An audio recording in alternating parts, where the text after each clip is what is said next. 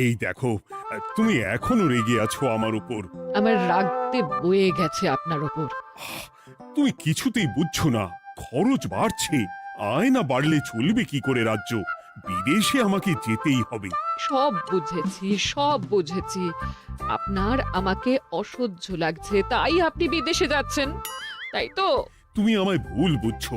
রাজ্য চালাতে অর্থের প্রয়োজন আছে। কেন এতদিন রাজ্য বুঝি চলছিল না? এতদিন যেভাবে চলছিল সেভাবেই চলবে। সময় পাল্টাচ্ছে। এখন শুধু সিংহাসনে বসে থাকলেই চলে না। দেশ বিদেশ ঘুরে দেখতে হবে কিভাবে রাজ্যের উন্নতি হয়, লাভ হয়, সেই নিয়ে নতুন করে ভাবতে হবে। তার মানে আপনি ঠিক করে নিয়েছেন আপনি যাবেন, তাই তো? হ্যাঁ। আর যতদিন আপনি না থাকবেন এখানে কি হবে ভেবে দেখেছেন মহারাজ? কে সামলাবে সব?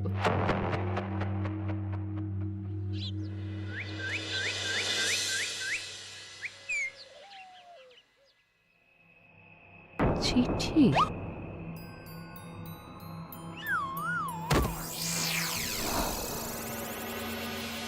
আমি অনেক ভেবে দেখলাম, আসলে এসব সিংহাসন, ক্ষমতা, প্রতিপত্তি অর্জন করা আর রক্ষা করার জটিলতার চেয়ে বাকি জীবনটা শান্তির সাথে বনে কাটিয়ে দেওয়াই ভালো। বলছি সবই তো বুঝলাম, কিন্তু এই শান্তিটা কে? মহারাজ সন্ন্যাসী হয়ে গেলেন আর এসব নিয়েও তুমি ভাড়ামি করছো গোপাল? ও মা গো, এবার কি হবে? চিন্তা করবেন না রানীমা, কৃষ্ণনগরকে আমি আমার বুক দিয়ে আগলে রাখবো। আপনার ছাতির মাপটা ঠিক মতো জানেন তো মন্ত্রী মশাই? মানে ওই গোটা কৃষ্ণনগরকে কি আপনি আপনার বুকের মধ্যে আগলে রাখতে পারবেন? গোপাল! মার্জনা করবেন মন্ত্রী মশাই। আমি বলছিলাম কি, ওইসব আগলে টাগলে রাখার আগে ওই ভালো করে খুঁজে দেখুন সব। মানে কি বলতে চাইছো কি তুমি?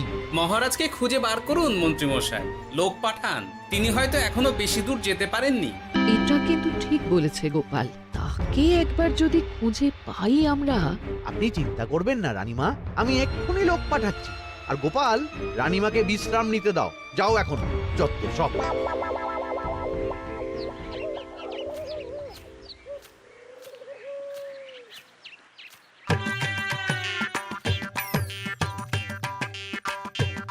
কই গো, গেলে কই?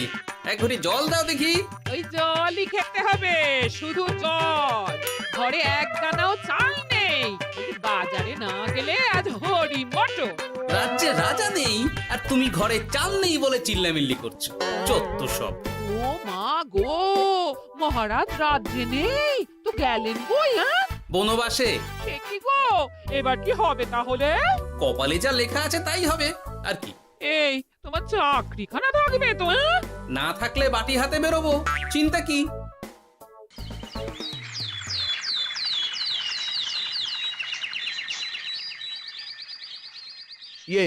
মহারাজ যখন নেই তখন আমি যখন এ রাজ্যের মহামন্ত্রী, তখন আমি এত মানে করার কি আছে মন্ত্রী মশাই? মহারাজ নেই তো কি হয়েছে, রানীমা তো আছেন। আমরা তার কথা মতোই চলব। গোপাল একদম উচিত কথা বলেছে। হ্যাঁ হ্যাঁ, আমিও তো তাই বলছিলাম। মহারাজ যখন নেই তখন রানীমার নির্দেশ মতোই তো আমাদের সামলাতে হবে সব। কতদিন আর আগলাবে গোপাল? আজ নয় কাল এই শর্মাকেই বসতে হবে এই সিংহাসনে। যতদিন পারি ততদিন তো চেষ্টা করতেই হবে মন্ত্রী মশাই। আপনি যদি চলেন ডালে ডালে, আমি চলি পাতায় পাতায়। রাজা মশাই আছেন? আমি অনেক দূর থেকে আসছি।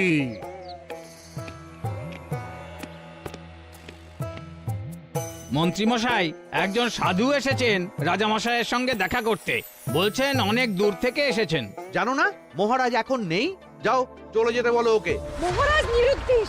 এই মুহূর্তে সত্যিই যদি কোনো প্রাজ্ঞ সাধু বাবা রাজবাড়িতে তার পায়ের ধুলো দেয়, বলা তো যায় না যদি মহারাজের হদিস তিনি দিতে পারেন।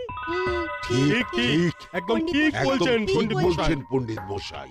বেশ বেশ, ডেকে আনো তাকে, দেখি সে কি বলে। মহারাজ, আমার প্রণাম নেবেন। উনি মহারাজ নয়, উনি মন্ত্রী। আসুন সাধু বাবা, আসুন, আসন গ্রহণ করুন।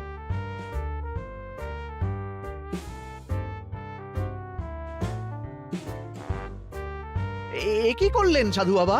এটা তো মহারাজের সিংহাসন। আপনার জন্য আমি অন্য আসনের ব্যবস্থা করে দিচ্ছি, আপনি বরং সেখানে বসুন। ওহ, রাজাই যখন নেই তখন তার সিংহাসনে বসতে ক্ষতি কি?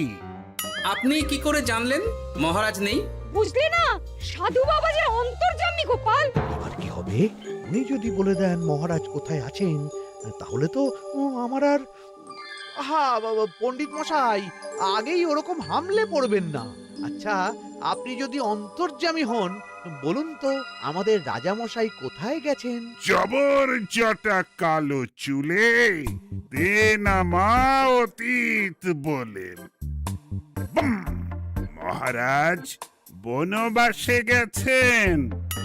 এটা যখন বলেছেন সাধু বাবা, তাহলে মহারাজ এখন কোথায় আছেন সেটাও নিশ্চয়ই আপনি বলে দিতে পারবেন। আহ গোপাল, সব বিষয়ে নাক গলিও না তো তুমি।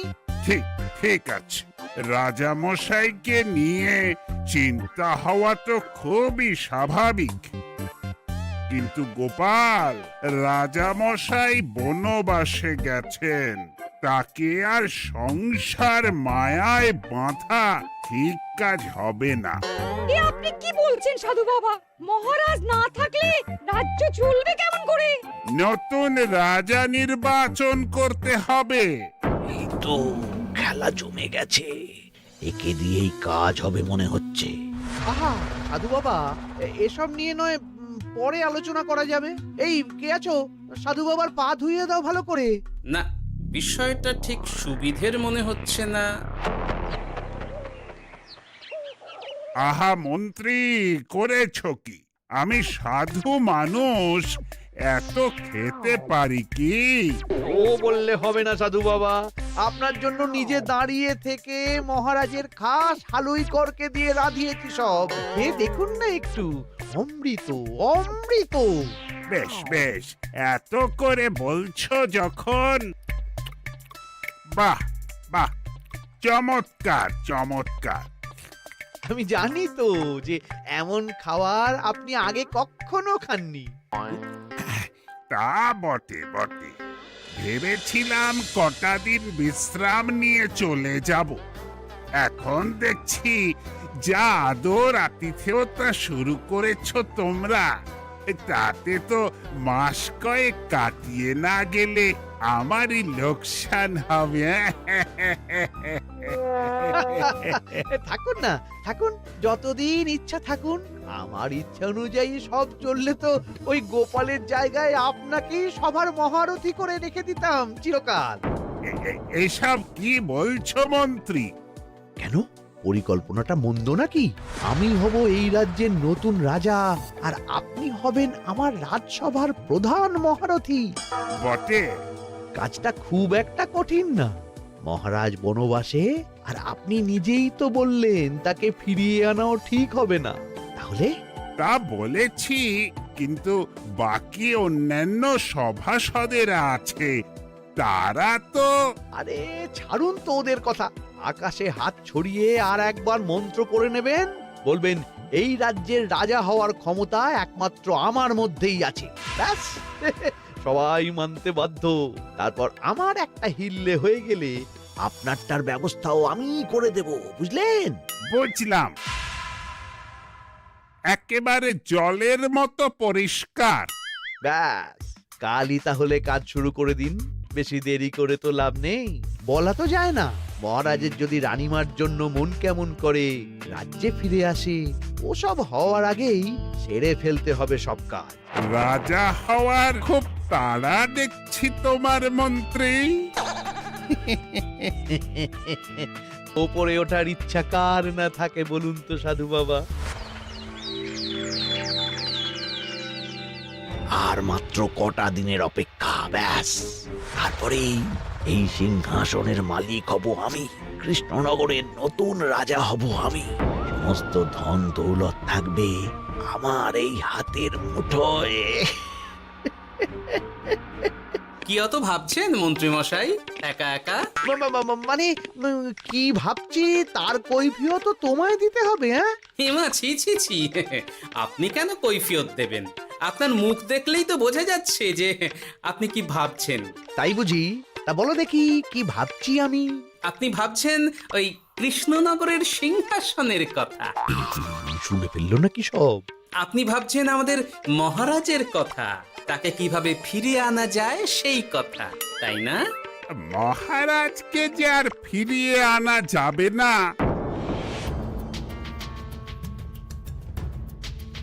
সে কথা তো আগেই বলেছি।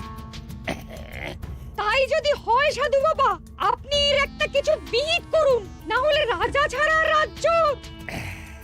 ঠিক বলেছ, রাজা রাজ্য, নুন ছাড়া তরকারি, আলো ছাড়া দিন, জল ছাড়া জীবনের মতো। তাই যত দ্রুত সম্ভব নতুন রাজা নিয়োগ করা দরকার। কিন্তু এ বিষয়ে সিদ্ধান্ত নেওয়ার আগে রানীমার সাথে কথা বলা জরুরি। তার চেয়েও জরুরি একটা কাজ আগে করা দরকার। কিসের কথা বলছেন মন্ত্রী মশাই? গোপালের বহিষ্কার। এ আপনি কি বলছেন মন্ত্রী মশাই? একে রাজা মশাই, তার মধ্যে গোপালের মতো বিচক্ষণ মানুষকে রাজসভা থেকে বহিষ্কার করলে তো রাজ্যেরই ক্ষতি। এটাই হচ্ছে সমস্যা। এই কক্ষে যার যেটা কাজ নয় সে সেটা নিয়ে বেশি চিন্তিত। তুমি বিজ্ঞানে মন দাও, রাজকাজ আমার দায়িত্ব। তাহলে এরকম সিদ্ধান্ত নেওয়ার আগে সবার সাথে আলোচনা করা দরকার। কোনো দরকার নেই, আমি যা বলেছি তাই হবে। রাজ্যের ব্যয়ভার বাড়ছে, এই মুহূর্তে কোনো ভাঁড়কে অযথা বেতন দিয়ে পোষার কোনো মানে হয় না। তাই গোপালেরও কাল থেকে রাজসভায় আসার কোনো দরকার নেই। সবই আমি বুঝতে পারছি মন্ত্রী মশাই। বেশ, আপনি যখন বলছেন, এই আমার শেষ দিন রাজসভায়, চলি সবাই, ভালো থাকবেন।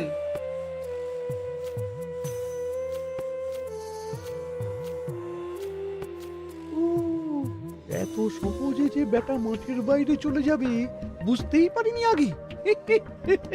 এবার আমার আর সিংহাসনের মাঝে নেই কোনো বাধা, নেই কোনো কাটা। তুমি চিন্তা করো না, আমি নিজে মন্ত্রীর সাথে কথা বলবো। না না রানীমা, সেসবের দরকার নেই। মহারাজ ছাড়া রাজবাড়ি শূন্য শূন্য লাগে, আমারও মন লাগছে না এখানে। বেশ, যা ভালো বোঝো তাই করো, তবে ডাকলে এসো কিন্তু। হ্যাঁ রানীমা, নিশ্চয়ই আসবো। এখন আমি চলি। যাক, এই কদিনে মাথাটা খেলানোর সময় পাওয়া যাবে একটু, না হলে কেমন যেন গুলিয়ে যাচ্ছে সব। কি যে বলো গোপাল দাদা, এই শেষ দুটো শাকের আটি নিয়েও দরদাম করবে তুমি? ওরে, আমি বেকার মানুষ, দরদাম না করে উপায় আছে আমার? হ্যাঁ শোনো শোনো শোনো, মহারাজ কৃষ্ণচন্দ্রের অবর্তমানে কৃষ্ণনগরে নতুন রাজা হিসেবে নির্বাচিত হবেন রাজ্যের মহামন্ত্রী। সেই শুভানুষ্ঠানে রাজবাড়িতে আমন্ত্রণ রইল। এসব কি হচ্ছে বলো তো গোপাল দাদা? ভেতরের খবর আছে নাকি কিছু? না গো ভাই, তুমিও যা জানো আমিও ততটুকুই জানি। ও গোপাল দাদা, ব্যাপার কি? এ সময় এখানে কি চাই? রানীমার জরুরি তলব, এখনই ওই রাজবাড়ি যেতে হবে তোমাকে। কিন্তু আমার যে বাজার হয়নি এখনো। আরে ওসব বাজার টাজার পরে হবে, তুমি এখন আমার সাথে চলো তো। মন্ত্রীকে আমি বিশ্বাস করেছিলাম, ও যে এইভাবে বিশ্বাসের সুযোগ নেবে আমি একদম বুঝতে পারিনি। আমাদের এক্ষুনি অন্যান্য সভাসদদের সাথে কথা বলা দরকার রানীমা। কারোর সাথে কথা বলার দরকার নেই রানীমা, আমি নিজেই চলে এসেছি আপনার সাথে কথা বলতে। এখানে কি জন্য এসেছো গোপাল? রানীমার কান ভাঙাতে? বাহ, আপনি সবার মাথা মুড়িয়ে সিংহাসন কবজা করতে পারেন, আর আমি রানীমাকে সেই সত্যি কথা জানাতে পারি না? হ্যাঁ? চুপ! ভুলে যেও না, আমি কৃষ্ণনগরের হবু রাজা। মুখ সামলে কথা বলবে আমার সাথে। এসব কি হচ্ছে মন্ত্রী মশাই? রাজা মশাই নেই, সেই সুবাদে এ কি শুরু করেছেন আপনি? আমায় আপনি ভুল বুঝবেন না রানীমা, আমার হয়ে যা বলার সাধু বাবাই আপনাকে বুঝিয়ে বলবে সব। উনি আর কি বোঝাবেন? কতদিন এসেছেন উনি, কি জানেন এই রাজ্যের বিষয়ে? সাধনা মা, সবই সাধনা। সাধনার জোর থাকলে সব কিছুই জানা যায়। ভূত ভবিষ্যৎ অতীত সব। সেই জোর থেকেই বলছি মা, মন্ত্রীর কপালে আমি জ্যোতি দেখতে পাচ্ছি। মন্ত্রী যদি রাজ্যের রাজা হয়, এ রাজ্যের উন্নতি কেউ ঠেকিয়ে রাখতে পারবে না। আপনাদের একটা কথাও বিশ্বাস করি না আমি, এসব আপনাদের ষড়যন্ত্র। এ আপনি ভুল করছেন রানীমা। যা হোক, যে কথা আমি বলতে এসেছি, রাজা যখন আমি হচ্ছি তখন তো আমাকে এই প্রাসাদেই থাকতে হবে, ফলে আমার স্ত্রীকেও এখানে এসেই থাকতে হবে। সে তো আর একা থাকতে পারবে না, তাই আপনি যদি এই ঘরটা ছেড়ে দিতেন। কিন্তু মন্ত্রীমশাই, তুমি কি বলছো মন্ত্রী? এখানে না থাকলে রানীমা থাকবেন কোথায়? আর আমি তো এমন কোনো বিধান দিইনি যে রানীমাকে অন্যত্র পাঠাতে হবে। সবকিছুর জন্য তো আপনার বিধান দরকার নেই সাধু বাবা, এ আমার নিজের বিধান। আমি রাজা হব, আমার স্ত্রী রানী হবে, তারও তো অধিকার আছে রানীর মতো থাকার, রানীর মহলে থাকার। আপনার ব্যবস্থা আমি অন্যত্র করে দেব রানীমা, আপনি কিচ্ছু ভাববেন না। হাজার হোক আপনি আমাদের প্রাক্তন মহারাজের স্ত্রী বলে কথা। কি বলো গোপাল? আমার মনটা আসলে অনেক অনেক বড়, তোমরা খালি দেখতে পাও না সেটা। কাজটা কি আপনি ঠিক করলেন মন্ত্রীমশাই? শোনো গোপাল, আমাকে ঠিক ভুল বোঝাতে এসো না তুমি, বরং কাল সময় মতো চলে এসো। কৃষ্ণনগরের নতুন রাজার রাজ্যাভিষেকের জন্য মহাভোজের আয়োজন হবে। যতদিন পাচ্ছ খেয়ে নাও পেট ভরে।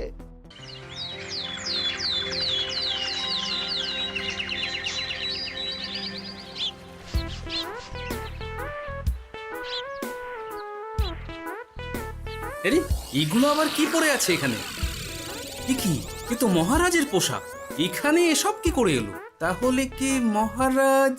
না না না, হিসেবটা কেমন যেন ওলট পালট হয়ে যাচ্ছে। সময় তো হয়ে গেল, নতুন মহারাজকে ডাকুন এবার। এসে গেছি, এসে গেছি। আসুন মন্ত্রী মশাই, আসুন। মুকুট নিয়ে দাঁড়িয়ে আছি আপনার মাথায় পরাবো বলে।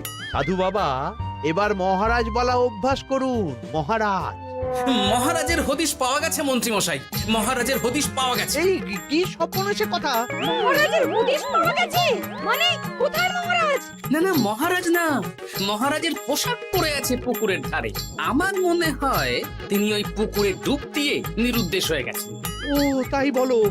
তা বেশ তো, প্রাক্তন রাজার জন্য না হয় কিছুক্ষণ নীরবতা পালন করে নেব আমরা, ব্যাস। এ আপনি কি বলছেন মন্ত্রী মশাই? মহারাজ সত্যি ওই পুকুরে ডুব দিয়েছেন কিনা সেটা তো তলিয়ে দেখা দরকার একবার। সেসব হবে আমি রাজা হওয়ার পর। নিন সাধু বাবা, মুকুট পরান। কিন্তু মন্ত্রীমশাই, আরো একটা দুঃসংবাদ আছে যে। ও আবার কিসের দুঃসংবাদ? মহারাজ যে পুকুরে ডুব দিয়েছেন সেই কথা বলতেই রানীমা অজ্ঞান হয়ে গেছে। তুমি যে কি করো না গোপাল, শুভ সময়ে অশুভ একটা সংবাদ দিয়ে দিলে তো সব বরবাদ করে। এই কে আছো? গ্রেপ্তার করো গোপালকে। তার আগে তোমায় গ্রেপ্তার করা হবে। এত বড় সাহস তোমার? হবু রাজাকে গ্রেপ্তার করার কথা বলো তুমি? আজ তোমার একদিন কি আমার একদিন। কিসের হব রাজা? আমি কৃষ্ণনগরের আসল রাজা। হ্যাঁ, আমি। কি মহারাজ, আপনি? হ্যাঁ, আমি। অনেকদিন ধরে তো তোমার বাড়বাড়ন্ত দেখলাম, আজকে খেলা শেষ। কিন্তু গোপাল, রানী কোথায়? কেমন আছে সে? এক্ষুনি তার কাছে আমাকে নিয়ে চলো। রানীমা ভালোই আছে মহারাজ, কিচ্ছু হয়নি তার। কিন্তু তুমি যে বললে রানী অজ্ঞান হয়ে গেছে। এটুকু মিছে কথা না বললে যে আপনার লুকোচুরি খেলাটা এত সহজে শেষ হতো না মহারাজ। লুকোচুরি বটে, কিন্তু তুমি বুঝলে কি করে এত সব? প্রথম সন্দেহটা হলো যখন রানীমাকে অন্যত্র রাখার কথা বলতেই আপনি বিচলিত হয়ে উঠলেন, তখন। তারপর পুকুর পাড়ে আপনার পোশাক, ব্যাস এটুকুই, আর কিছু নয়। আর প্রথম দিন রাজসভায় এসেই সোজা সিংহাসনে চড়ে বসা, ব্যাস। একে একে 2 আর 2 2 4 করে ফেললাম। তারপর মনে হলো রানীমার প্রতি টান ফিরিয়ে আনতে পারে আপনাকে আপনার আসল রূপে। তাই এই মিছে কথা। অধমের অপরাধ মার্জনা করবেন মহারাজ। গোপাল, তোমার তুলনা নেই। কিন্তু মহারাজ, আপনি কেন এই ছদ্মবেশ নিয়েছিলেন তার আসল উদ্দেশ্যটা কিন্তু এখনো আমার কাছে পরিষ্কার হয়নি পুরোটা। আসলে আমি পরীক্ষা করছিলাম, বুঝলে, কিসের পরীক্ষা মহারাজ? যে আমার অনুপস্থিতিতে কে এই রাজ্য চালাবে তার পরীক্ষা। এবং আমি ঠিক করেছি যে কদিন ব্যবসার কাজে আমি বাইরে থাকব, ততদিন রানীর পরামর্শ মতো সমস্ত কিছু সামলাবে গোপাল।